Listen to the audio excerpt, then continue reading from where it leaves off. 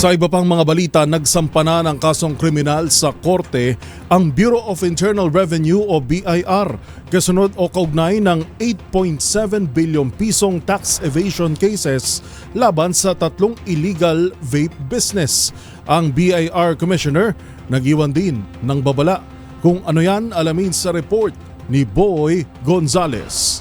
Naghain ng reklamong kriminal ang Bureau of Internal Revenue sa Department of Justice laban sa mga illegal na vape businesses na may tatak na plaba, denka, tatapler dahil sa hindi pagbabayad ng mahigit sa 8.7 billion pisong buwis.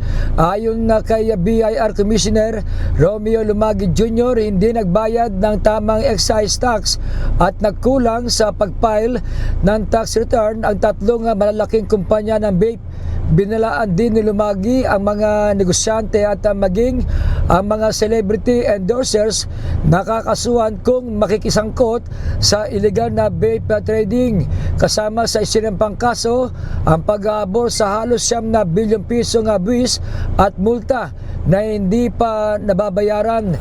Kasama rin po sa maalala po natin na nag-review tayo ng Vape Festival, yung Apex Corporation na sinampahan din po natin yan dahil nakita rin po natin na isa rin po sila sa malaking importer ng mga illicit vape products.